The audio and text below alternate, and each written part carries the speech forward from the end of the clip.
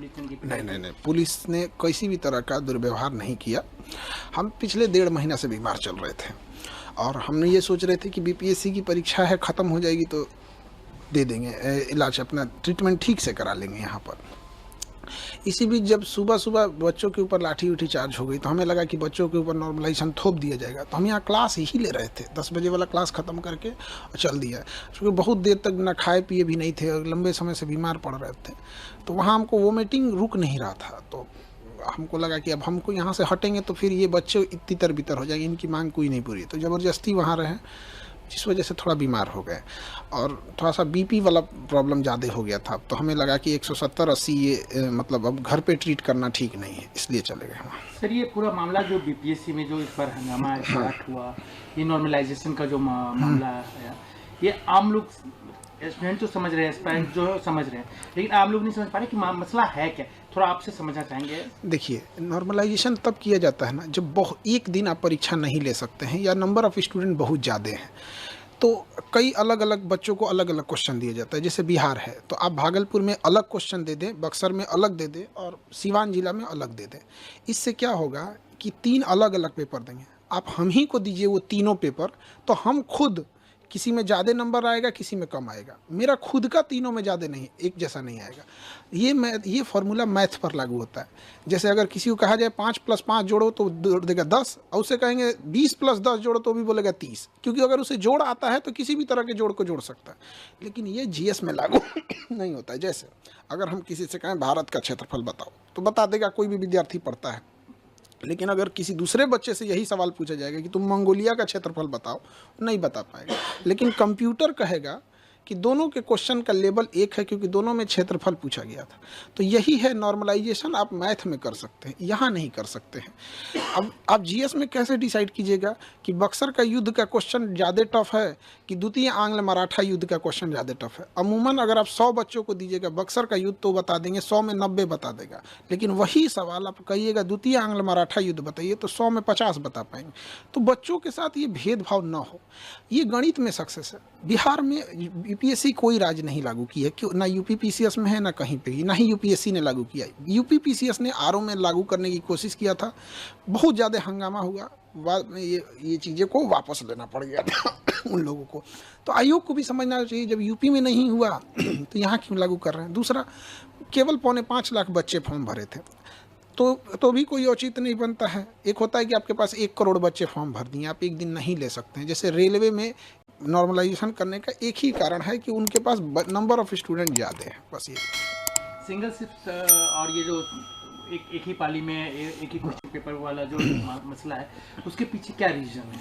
देखिए, अब जैसे कि आयोग की ओर से कहा जा रहा है कि हम एक ही पाली में परीक्षा लेंगे। देखिए, एक ही पाली में परीक्षा लेने के बाद भी नॉर्मलाइजेशन हो सकता है। आप सिंगल पेपर लीजिएगा और अलग अलग जिले में अलग अलग क्वेश्चन दे दीजिएगा। दूसरा, एक सबसे बड़ा इसका कारण क्या है, आयोग खुद डिसाइड करता है वो किसका जवाब देगा, किसका जवाब नहीं देगा। उसे स्टूडेंट के टेंशन से कोई मतलब नहीं है। जैसे ये सितंबर में परीक्षा होने वाली थी, फिर बाढ़ वगैरह के कारण नवंबर गई, फिर दिसंबर गई। शुरुआत में एक नोटिफिकेशन जारी किया गया, पूरे अखबार में चलाया गया कि 38 जिले का क्वेश्चन अलग अलग रहेगा। ये 2 महीने से बीपीएससी के टीचर और स्टूडेंट एक मेंटल ट्रोमा से गुजर रहे हैं। पहली बार होगा 38 जिला का क्वेश्चन अलग अलग हो जाएगा। आयोग का कहना है क्या कि इससे पेपर लीक नहीं होगा। तो एक पेपर लीक एक समस्या जैसी भयावह है, वैसे ही नॉर्मलाइजेशन एक भयावह समस्या। अब हमसे कोई कहे कि आपका दाहिना आँख फोड़े कि बायां आँख फोड़े, काहे फोड़ोगे भाई? तो आप अपनी व्यवस्था सही रखिए, पेपर न लीक हो यहाँ पर। उसके बाद हुआ कि नहीं 3 पेपर लेंगे। उसके बाद हम लोगों की मीटिंग भी बुलाई गई थी, तो उन्होंने हमें समझाया भी था कि देखिए नॉर्मलाइजेशन की प्रक्रिया ठीक है। हम लोगों ने कहा था ये मैथ के लिए ठीक है। अब जैसे साड़ी भारतीय ड्रेस है तो महिलाओं के लिए ठीक है। अब आप ये कहिएगा कि खान सर कह रहे हैं कि साड़ी एक भारतीय ड्रेस है तो क्या हम साड़ी पहन के हम घूमेंगे? आप समझिए, ये मैथ के लिए ठीक है, आईआईटी में लगाइए, हम वो पहले से लागू है, हम कहीं उसका विरोध नहीं कर रहे हैं। लेकिन जीएस के लिए लागू नहीं है यहाँ पर, तो आयोग इसका खंडन नहीं किया। और सबसे बड़ा आग में घी का काम किया, 4 दिसंबर को आयोग ने एक नोटिफिकेशन जारी किया हर एक डिस्ट्रिक्ट मजिस्ट्रेट को कि हम आपको 3 तरह का पेपर भेज रहे हैं। और यहीं से ये आग फैल गई कि आप 3 तरह का पेपर क्यों भेज रहे हैं। हम लोगों ने कहा कि आप एक नोटिफिकेशन जारी कर दीजिए कि इन 3 पेपर में से किसी एक का ही प्रयोग आप सभी जिला में करिएगा। तो आयोग ने कहा कि हम नहीं बोलेंगे। तो हम लोग को मजबूरी में जाना पड़ा और वापस वहाँ से लौटे इसी आधार पे कि आयोग ने शाम को 7 बजे 8 बजे के बीच में एक नोटिफिकेशन जारी किया कि हम एक ही यूज़ करेंगे। हमारी बात ख़त्म हो गई यहाँ पर। सीधी सी एक छोटा सा नोटिफिकेशन आप ऑफिशियली दे देते तो कभी बवाल नहीं होता।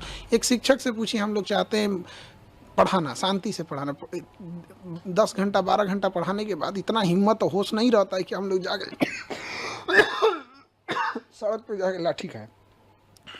लेकिन सर ये कहना चाहते हैं क्या केवल बीपीएससी नॉर्मलाइजेशन वाला पैटर्न तो नहीं अपना रही है, इससे पहले भी अपनाया गया है कई एग्जाम में? जो भी एग्जाम में अपनाया गया है उसमें 2 ही कारण रहे हों। या तो उस एग्जाम में ज़्यादातर प्रश्न साइंस या मैथ के रहे होंगे जैसे आईआईटी हो गया, या फिर उस एग्ज़ाम में 1 करोड़ से ज़्यादा बच्चे बैठे होंगे जैसे रेलवे हो गया। तो जब बच्चे ज़्यादा बैठ जाते हैं तो वहाँ मजबूरी के कारण लेना पड़ता है, क्योंकि किसी राज्य की क्षमता नहीं है कि 1 करोड़ परीक्षा एक दिन में करा ले। और साइंस और मैथ में है कि वो नॉर्मलाइजेशन साइंस मैथ के लिए बना ही है। हमारे यहाँ ये दोनों चीज़ नहीं है। ना ही हमारे बीपीएससी में 1 करोड़ बच्चे हैं, 4.5 लाख बच्चे, उसमें भी एग्ज़ाम कितना दिए हैं, 3.5 लाख। तो आयोग के पास एक अनुभव होना चाहिए कि जितने फॉर्म भरते हैं वो सारे एग्ज़ाम नहीं दे देते हैं। और दूसरा, हमारे यहाँ जीएस भी नहीं है।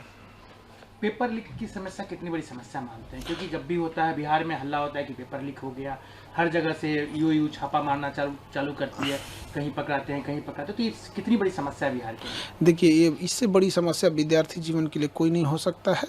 इसमें सबसे ज़रूरी चीज़ क्या है कि जिस पे शक हो उस पे नार्को टेस्ट कराया जाए। क्योंकि कई बार ऐसा क्या होता है ना कि कोई व्यक्ति खुद नहीं इन्वॉल्व होता है, लेकिन जब उसको पता होता है कि यह व्यक्ति पेपर लीक करा रहा है तो वहाँ आँख बंद कर लेता है। तो ये भी एक तरह का अपराध ही है। तो नार्को टेस्ट कराएं मीडिया के सामने, और इसके लिए कैपिटल पनिशमेंट, फांसी की सज़ा रखी जाए, उससे नीचे कोई सज़ा नहीं। आप खुद गए थे या छात्रों ने बुलाया था? क्योंकि आपके ऊपर एक तरह से कहिए तो ठिकरा फोड़ दिया गया आयोग की तरफ से। कुछ राजनीतिक पार्टियां ने डायरेक्ट आपका नाम ले लिया कि ये जो सर हैं ये लोग रंगा सियार हैं, यही लोग बच्चे को प्रभुक कर रहे थे। नहीं, ऐसा तो किसी ने, मतलब आप एक बार दोबारा सवाल पूछेंगे, हमको सुन नहीं पाए। हमने हमारे ही एजेंसी पे बाइट मिला था बिहार के बीजेपी के उप मुख्यमंत्री। अच्छा, इनका कि आपके बारे में, एक और सर के बारे में, ये लोग जो है कि शब्द, मतलब उनका कहना था कि मतलब थोड़ा सा प्रवोक कर रहे हैं यहाँ पर। ऐसा कोई प्रवोक वगैरह हम लोग नहीं कर रहे, मजबूरी थी हम लोग की। हम लोग कोई प्रवोक नहीं किए। आप गर्दनी बाग में जो बच्चे प्रोटेस्ट किए थे, आप पूछिए पुलिस से कि एक गमला भी तोड़ा है बच्चों ने, एक गमला भी तोड़ा होगा तो हम बच्चों की जिम्मेदारी ले लेते। उन्होंने कुछ नहीं किया यहाँ पे। तो हम लोग ने कोई भी प्रवोक नहीं किया था इस तरह का। दूसरी चीज़ क्या है कि हम लोग वापस क्यों आए थे? एक छोटा सा नोटिफिकेशन के लिए। अगर आयोग लिबरल रहता, हठधर्मिता नहीं दिखाता, तो हम लोग वापस आ जाते। बिना मतलब के पुलिस को भी इंटरफेयर करना पड़ा। पुलिस का ये सब काम थोड़ी है कि कोई तांडव करे, बीच में पुलिस आ जाती है। आप मानते हैं कि ठीक है, बच्चे हैं, उनका जब हक मारा जाएगा तो प्रोटेस्ट करेंगे, क्या और क्या करेंगे, ईटा पत्थर तो चलाएंगे नहीं। लेकिन जब वो प्रोटेस्ट करने जाते हैं तो जिस तरीके से उन्हें ठंड में पीटी गई, दौड़ा के मारा गया, किसी का हाथ टूटा, किसी का पैर टूटा, ये बिल्कुल गलत है। वो बच्चे भी जो अधिकारी बने हैं लोग, वो भी एक समय में स्टूडेंट थे।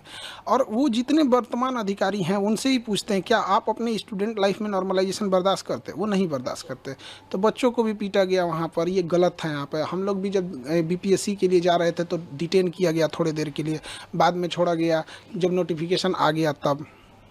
सर ये बताइए कि खान साहब नॉर्मलाइजेशन को लेकर अब क्या करेंगे, आगे क्या करेंगे? अब ये 2024 पे तो नहीं हुआ, 25 में भी लागू नहीं होने दिया जाएगा। अब इसके लिए हम लोग जहां भी जाना पड़े, संबंधित अधिकारी जिनको अवगत कराएं इन सब चीज़ों से, यही हम लोग